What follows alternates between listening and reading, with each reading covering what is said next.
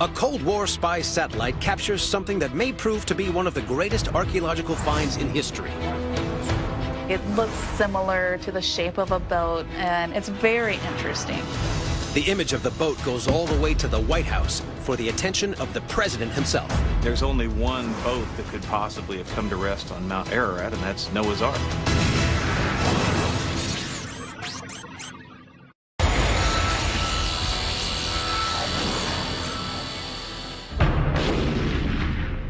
December 1973, the height of the Cold War. The Keyhole 9 spy satellite is scanning the mountain range on the Turkish-Soviet border, a place of high strategic significance, looking for Russian troop movements.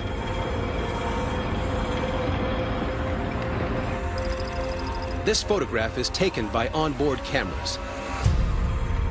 It films a strange feature in the landscape that stands out from the rock formations around it. It looks like a boat, but the image can't be analyzed right away. It's the early days of satellite photography, and Keyhole 9 still shoots on film. It takes some time to get the image from the satellite back to the U.S. The canister of film would drop out of the satellite, re-enter the Earth's atmosphere, deploy a parachute. A specially designed United States Air Force airplane would fly past and grab the parachute out of the air. At CIA headquarters in Langley, Virginia, this image is processed and sent for analysis. It always comes down to somebody hunched over a desk, staring at a photo, trying to figure out what the hell he's looking at. The analyst who gets this image identifies something at the top of a mountain. It looks similar to the shape of a boat, and it's very interesting. An oval shape, but pointed at both ends, rising from the landscape around it. The shape is hollowed out, with what looks like a flat bottom. It's an image, creates a question, and they want to answer the question. It looks to the CIA like the remains of a boat, or the impression of a boat. But what is it doing 17,000 feet above sea level? A boat at nearly 17,000 feet, that would have to be quite some flood. To lift that boat above that altitude, extraordinary claims require extraordinary evidence. Where's the evidence for this flood? But what makes this find special for the CIA is the location. This is Mount Ararat, the mountain described in the Old Testament. According to the Bible, after the great flood sent by God finally begins to subside, Noah sails his ark to the first bit of land to appear above the water. The ark comes to rest on the top of a mountain, and that mountain, says the Bible, is Mount Ararat. There's only one boat that could possibly have come to rest on Mount Ararat, and that's Noah's Ark.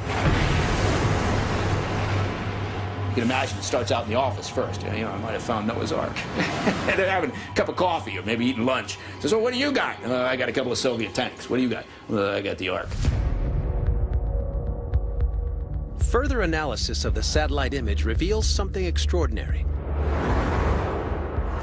The dimensions of the boat shape are estimated to be approximately 450 feet long and 100 feet wide. According to the Bible, when God told Noah to build an ark, he specified the dimensions: 300 cubits long and 50 wide. Which, amazingly, roughly corresponds to the shape in the satellite image. But the CIA satellite cameras produce low-resolution images. There's one important question the CIA can't answer. Is this a geologic material, or is this possibly a material that was made of a wooden structure?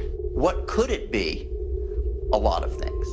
Something that's that long, that has curvature like that and a shape like that, could be many things of ice and rock or some combination of. Documents that have since been declassified show the CIA investigation is deadly serious. There were expeditions to the top of Mount Ararat that were done, trying to resolve this question. Unfortunately, the results of any further CIA investigations of the Ark remain classified. So remote and dangerous is the location that other reported attempts to reach it have ended in injury and even death. The question of what caused this strange shape in the landscape may be resolved thanks to new developments in satellite imaging technology.